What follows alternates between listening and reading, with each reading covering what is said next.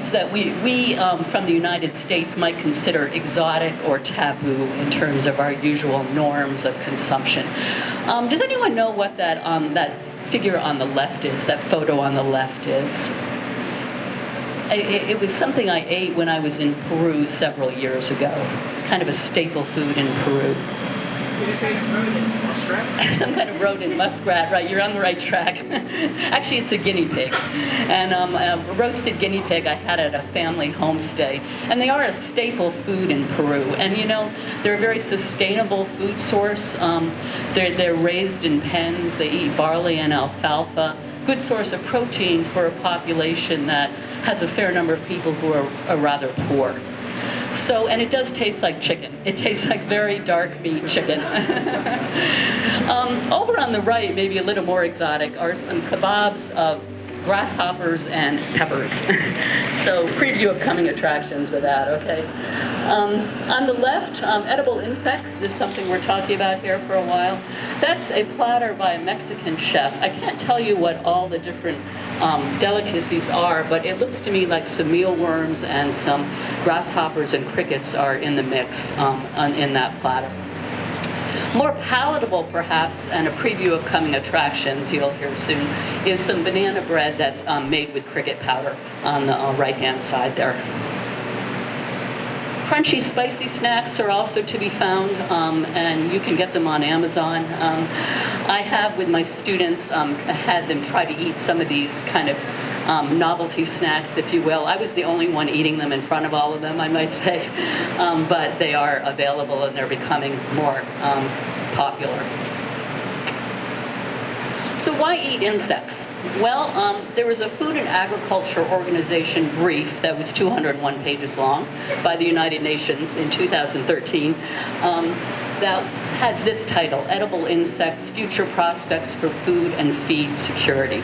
So I combed through this and I'm going to share some of the insights with you. The consumption of insects by humans is called entomophagy, when humans eat insects rather than other animals eating insects. And there are estimated to be about 2 billion worldwide eaters of insects, 1,900 documented edible, mostly tropical species. The most common insects I can tell you are beetles, caterpillars, ants, grasshoppers, locusts, crickets, and dragonflies. And usually cooked in order to kill parasites. And brightly colored and strong smelling ones are more likely to be toxic. So that's usually something to avoid.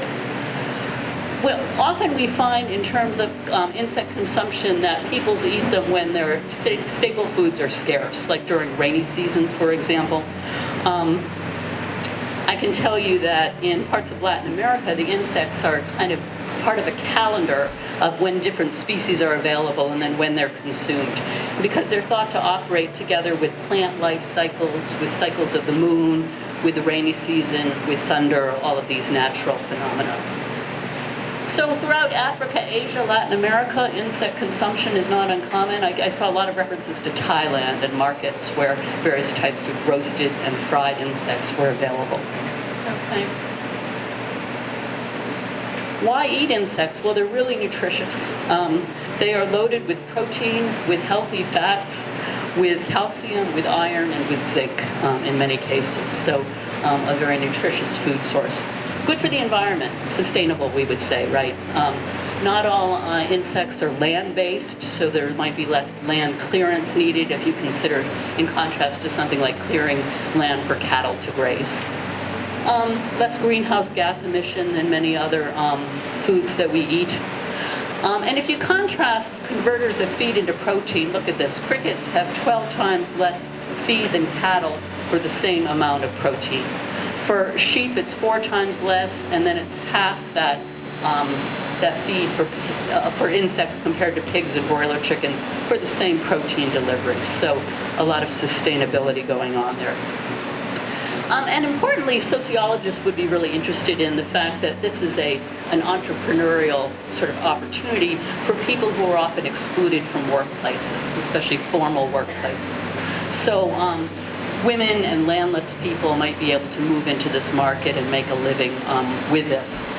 Low technology, often low capital investment, and so there's economic opportunities there.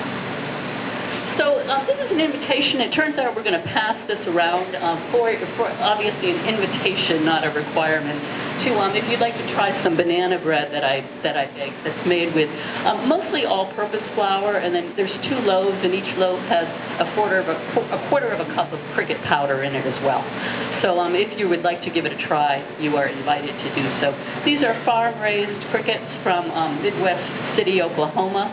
You can see the nutritional value. That's according to the packaging, but hopefully it's accurate.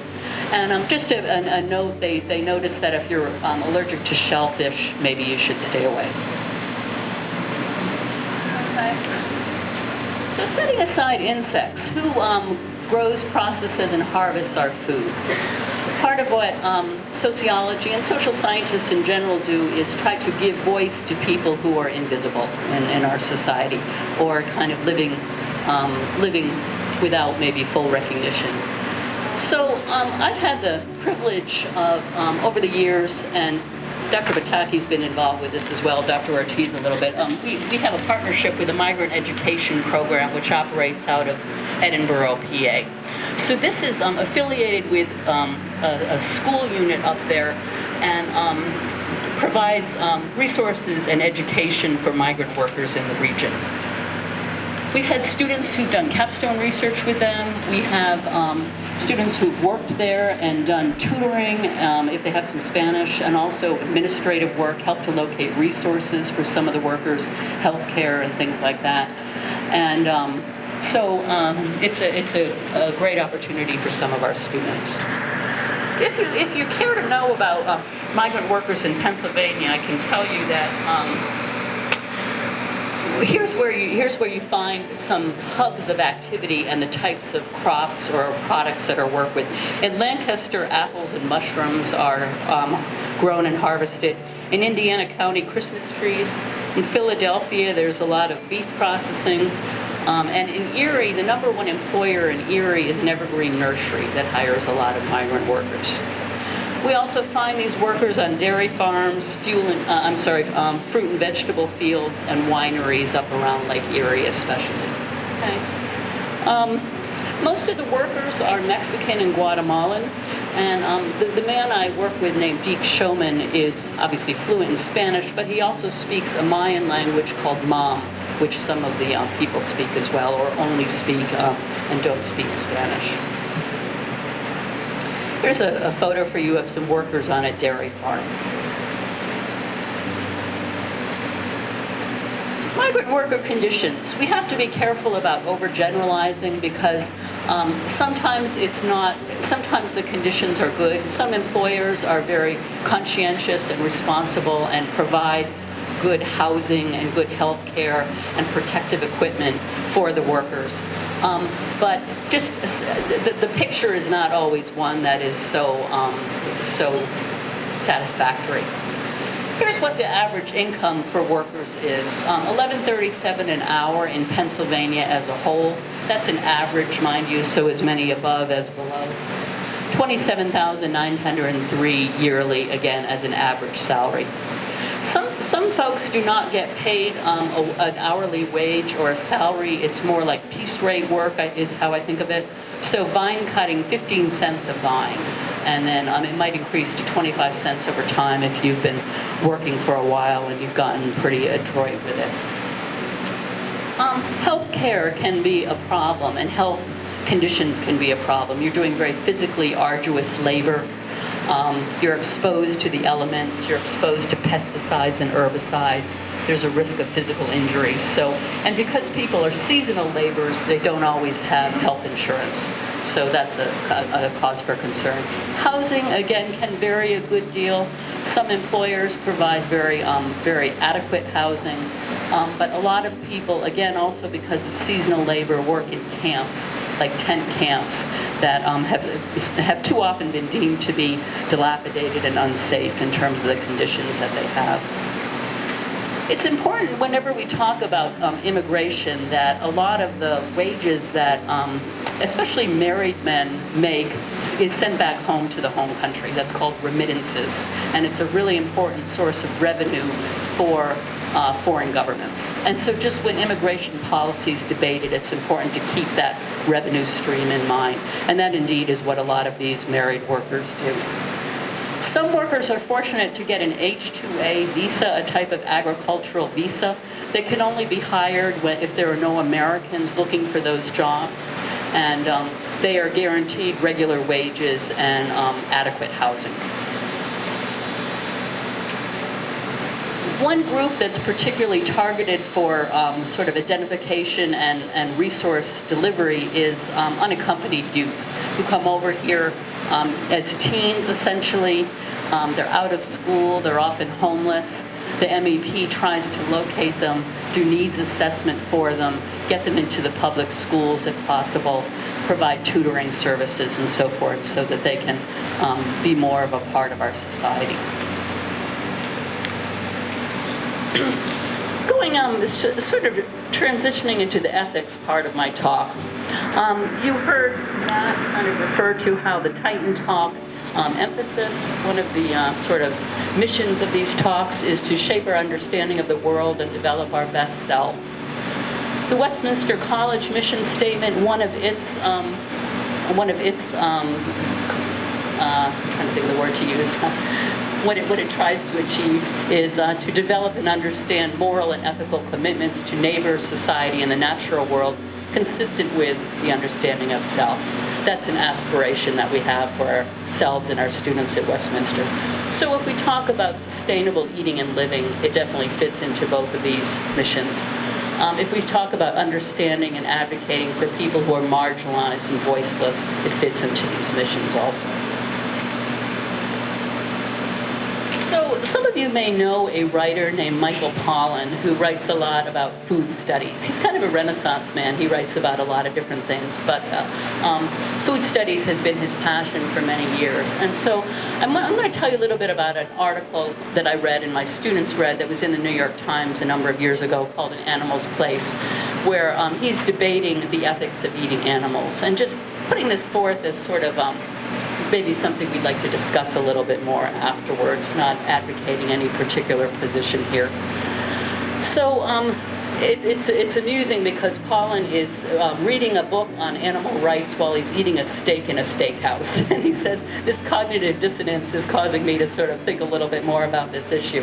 And he's saying it seems like there's a movement in at least our society of extending our circle of moral consideration to animals. And so, you know, as more and more people are included as people who are, as, you know, beings deserving of our compassion and our, you know, best treatment, animals are falling into that category. But then he says there's a real contradiction because on the one hand, we could be very sentimental about animals. Think about our pets, for example. But on the other hand, maybe because we don't always know the truth, there's a lot of brutality in the way we treat animals.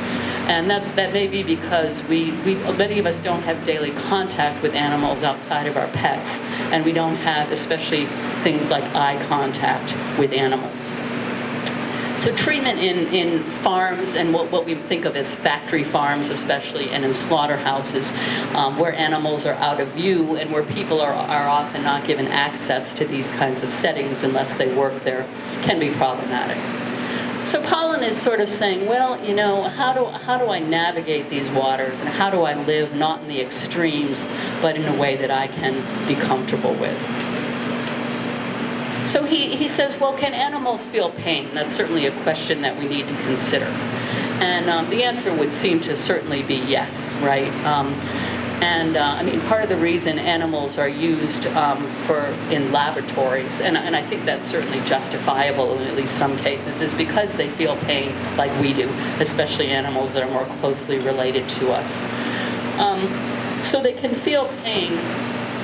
Do they suffer? I don't know. That's more of a philosophical question, perhaps beyond my reach. But suffering implies a kind of self-consciousness, I think, and a sense of maybe loss and worry that we're not sure if animals and different animals are capable of that. But what seems problematic, I would argue, is some of the conditions in which animals are raised, animals that are raised for food, in what are called confined animal feeding operations, CAFOs is how that is abbreviated. And Pollan goes on to describe some operations involving hogs, because in his study, he's found these to be some of the worst conditions. And I'm going to sort of summarize for you what he says about this and read it to you. He talks about how in these operations, piglets are weaned 10 days after birth, so that they can gain weight faster. They can be given a diet with hormones and antibiotics that helps them gain weight faster. In nature, they would be suckling for 13 weeks, so 13 weeks compared to 10 days. And part of what we might be asking ourselves here is how much are natural instincts suppressed in some of these environments. The hogs tend to live in an environment under a metal roof upon metal slats that are suspended over a manure pit. So that is their caging, that is their environment before they are slaughtered. They rarely, if ever, see earth, straw, or sunshine. There's a problem with chewing on tails because of the stress of the environment, and because they are no longer suckling the way that they are sort of intended to do for many weeks. There's tail biting of the other animals around them. So the way that that gets dealt with is their tails get docked or cut, so there's just a stump that remains. And that stump is so sensitive that it stops them from biting each other's tails. So those are some of the conditions that he's describing, and most likely the worst of these kinds of operations. I think whenever we're doing farming where the main motivations or considerations are efficiency and profit, that should give us pause. In terms of animal welfare, we should at least, it should give us pause. Let me just leave it at that. A contrast that Pollan introduces, and I've heard of this individual on his farm before, Joel Salatin of Polyface Farms in Virginia. And Salatin is a Christian, and that's his motivation for doing the farming the way that he does. And Pollan says, looking at this arrangement, I think I see animal happiness as much as I can determine what that might look and feel like. I'm going to describe to you how the system works. I'm not a farmer, so I'm going to kind of read to you the way that the different livestock he has interact with each other. The cows come in and they graze the pasture. Then they are moved out and the laying hens are brought in. The hens eat short grass and insect larvae from the cow pats, while they're also spreading their own manure on that field. Their own manure further feeds the pasture. After a few weeks, the chickens are moved out and the sheep are brought in. The sheep eat the new growth and the weeds that aren't palatable to the cows or the chickens. Meanwhile, the pigs are in the barn, and they are feeding on the compost that's in there. It's cow manure, it's straw, it's wood chips, and it's corn. They're digging their snouts deep down to get the fermented corn that is the main food for them. So the finished compost feeds the grass, which feeds the cattle, who feed the chickens, who feed the sheep, and then all of whom eventually feed us.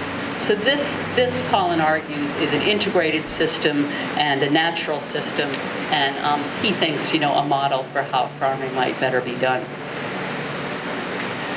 So my conclusion and Pollan's conclusion is, again, maybe not to live in the extremes. That's probably not something many people are willing to do or able to do in terms of something like being a very strict vegetarian or vegan. Some people do that, and I admire those choices.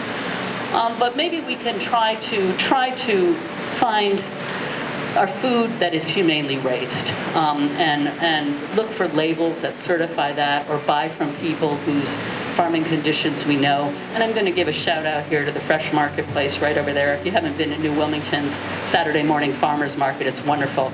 And you can buy from Audrine Burns, who has chicken and sausage and lamb and so forth, all raised on her own farm. She doesn't give me money to say this, by the way. The Northwest PA Growers Cooperative is another enterprise that you can join. You become a member, and it supports local farms, including being able to buy meat that has been humanely raised. So I will leave it at that, and hope to hear some questions and discussion after we hear from Colleen. So I leadership tonight, we have, in our communication studies major, we have transformed our courses to include more information about leadership. And so we think it's a very important skill in the liberal arts. It's a very much needed skill, and I shouldn't even call it a skill, it's just an aspect of everything. So my talk will basically consider leadership to be an art and foundational in the liberal arts. And so when I set out to research this, I started looking at different lists, because I wanted to give you a list of leadership styles to choose from. And so, as we're developing our curriculum, I'm doing a lot of research on this, and I'm finding that all of these experts seem to know that there are 8 leadership styles. And then someone else says there are 10 leadership styles. And then someone else says there are 12, and there are 20. So instead of trying to choose one of these, I decided to become like all of these experts and develop my own list. And so I've narrowed it down to about 10. Some of them overlap a little bit. But before I begin going through these styles, what I'd like for you to do is think about all the ways that you are, in your own life, a leader. And so just looking across the audience, I see many familiar faces, and I know that you are, in fact, leaders. And leadership doesn't necessarily mean that you are a manager in the workplace. I'm a leader in a lot of ways. I'm a mom of 5 kids, so I lead my family. Like Matt mentioned, I lead some small groups at my church, and in that way, I'm a leader. When I go to the soccer team and I help out, my husband's the coach, he's a leader. I'm also kind of a leader there as well. And I'm a leader, of course, in the classroom, where I hope to inspire my students. And so if you could just take a minute and think about all the roles that you play in your life, all the ways in which you are, in fact, a leader, that would be helpful as we walk through. So I want to begin by looking at these leadership styles. So the first one is laissez-faire leadership. And so if you've taken French, you know that means hands off. So this person who embodies this leadership style is a person who wants the team to really take initiative and make decisions on their own. The second one I want to mention is a pace-setter leader. And so if we have anybody in here who's a runner, anybody who's completed a marathon? No? How about a 5K? I've done that 5K is about all you're going to get out of me, and I'm dragging over the finish line.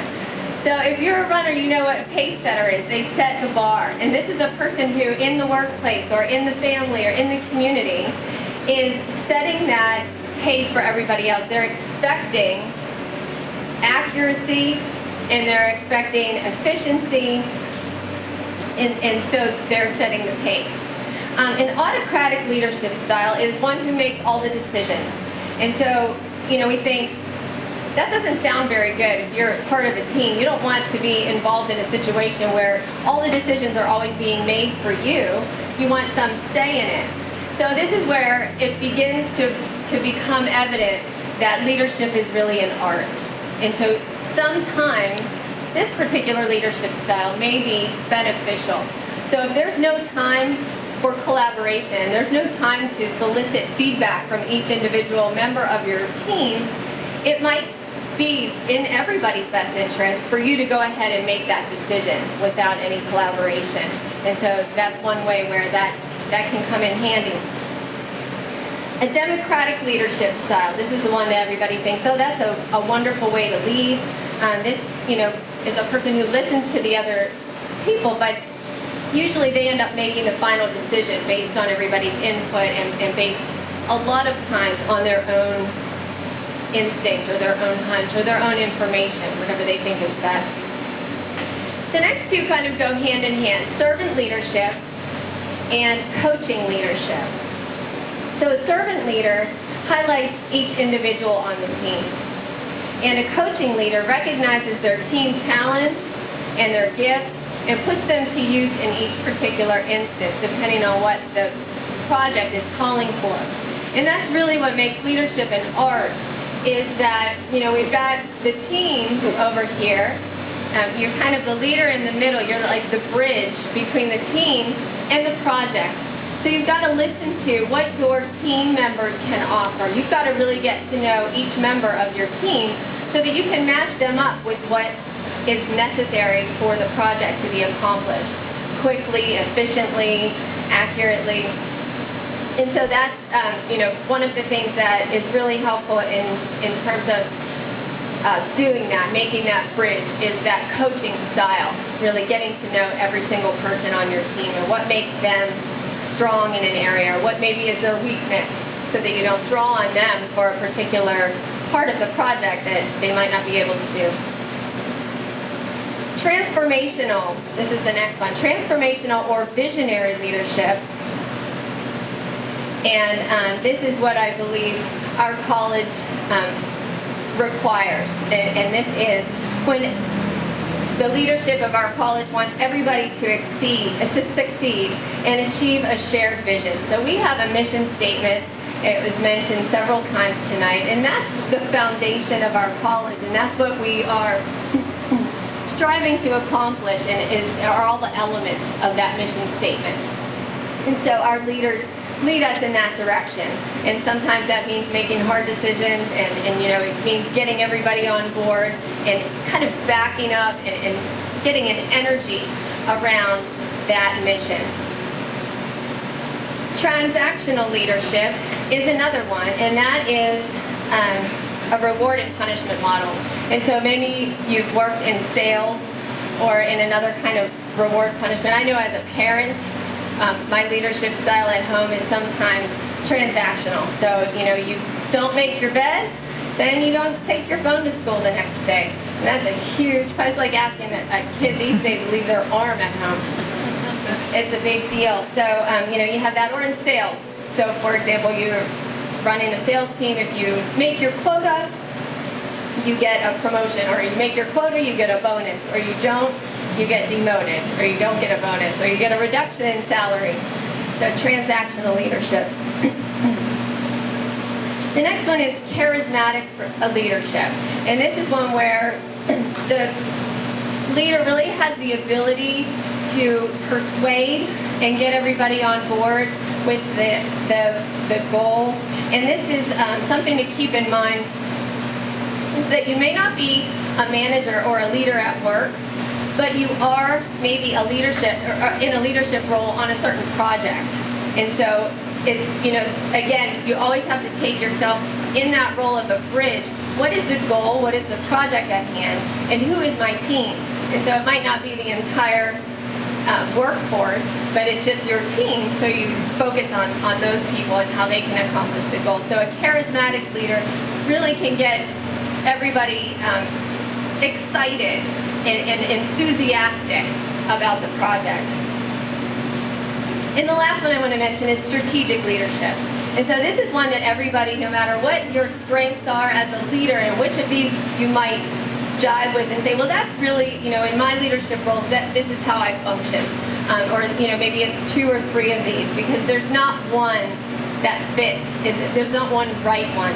But one that we should all strive for is strategic leadership. And this is the ability to influence others, to voluntarily make a commitment to that shared goal. And the unique feature of this one is that it creates more leaders. And so that's very important to notice, again, the strengths of your team and to help them really lead in a certain area. And so Matt mentioned that I teach small groups at my church. And I do. I just recently started a new small group with a good friend of mine. And it is primarily to serve women with unplanned pregnancies, crisis pregnancy. And so we are rallying around these girls and helping them in a lot of ways. One of the ways that we are helping them is practical needs. So we're throwing them a baby shower. Another thing that we're doing is pampering them. These women are coming from sometimes difficult backgrounds, and so we want to show them some care and some love. And so we will take them maybe for a manicure, or we'll have people come from our church who have certain gifts and talents, and they can help these girls in different ways, maybe by doing their hair or something like that, just to make them feel really special for a certain day. And all along, for 12 weeks, we're running a curriculum. And so we have a small group leader who's running that curriculum, and we're breaking up into additional small groups within that large group. And so as you can imagine, I can't do all of that on my own. So I need to ask other people, I need to notice their strengths and interview them and figure out where they would best fit to help in all of those areas. And so, we're doing that, and we're also doing a small group for single moms, and that's a whole other thing that, not one person could ever do all of that on their own. So being a strategic leader in that environment is very important, so that I can get some help, because it's a difficult and large task. So transitioning to my second point, which is going to be helpful tips in leadership.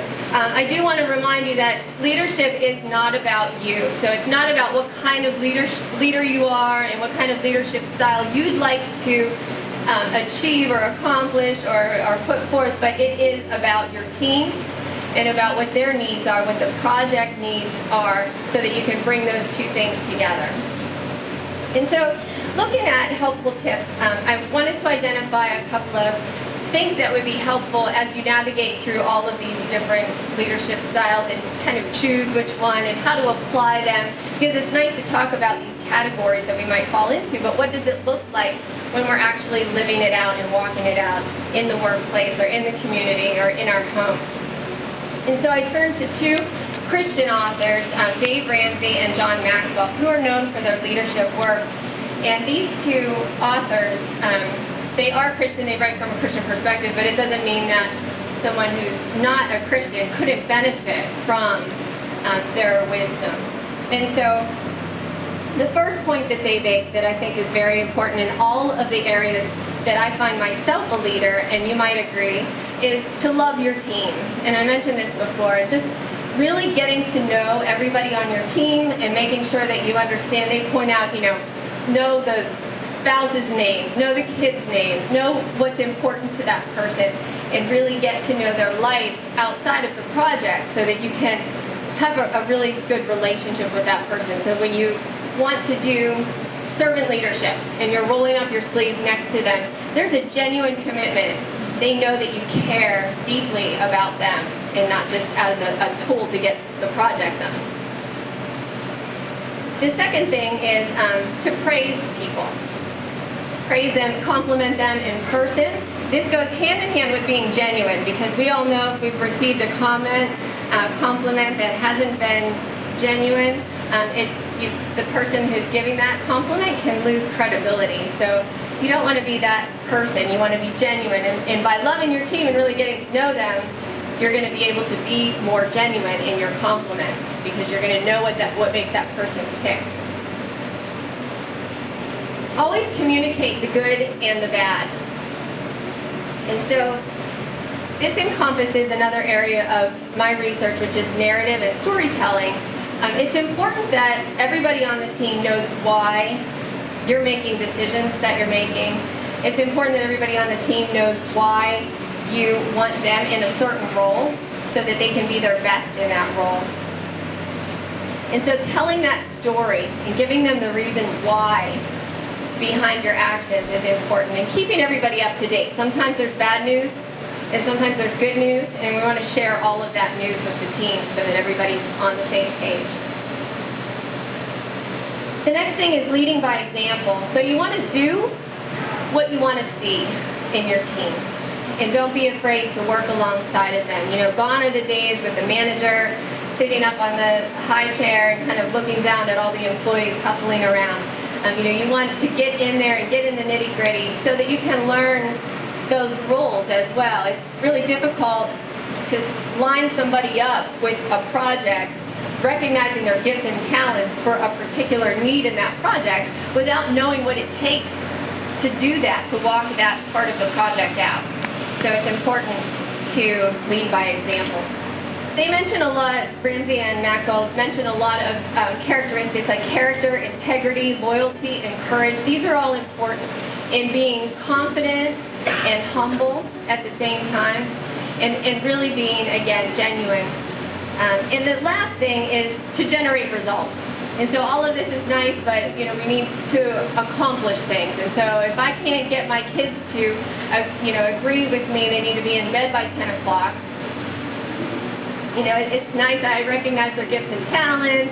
We're having a great time. Everybody's up and watching movies, and nobody's getting to bed on time.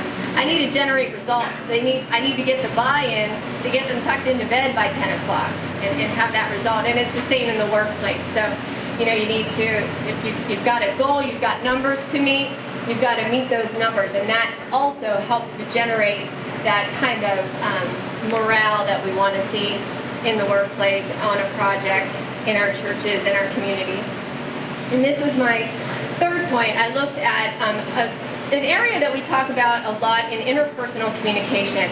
And so in that class, we talk about relationships, one-on-one relationships, which are very important in team building. They're important in leadership. And so the love languages that Gary Chapman identifies in his book are words of affirmation. And so again, being complimentary and showing your teammates and your team members that you understand where they're coming from, you know what they want to hear, can really help. Also, spending quality time with them is important. And so, being a part of the project, not just delegating all the tasks that are associated with it and kind of walking away, but spending time on that project and working with them will speak volumes about how you want the project done. Gary Chapman looks at a couple of other ways to show appreciation, and one of them is gifts, giving gifts. And that's something that you can do for your team. It doesn't have to be a large, expensive gift, but it can be something that acknowledges that you appreciate them. Acts of service, again, working alongside your team, maybe getting your teammates, a cup of coffee can really go a long way if you're, expecting them to work so hard on the project. Just doing something little like that can really stand out. And then the last one is physical touch. And this is, it can be as simple as a handshake. So obviously in the workplace, you want to be very careful about physical touch, but a handshake is what, in ancient Greek times, it was to prove that you didn't have any daggers up your sleeve.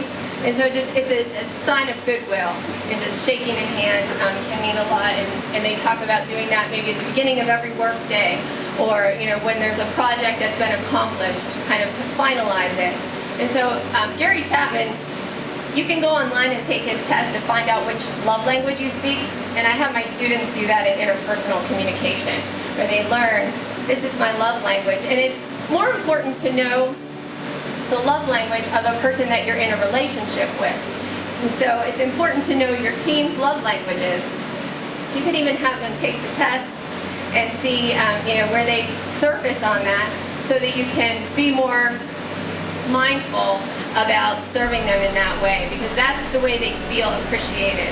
And so when we speak their love language, we're helping them to feel appreciated in whatever role that they're in.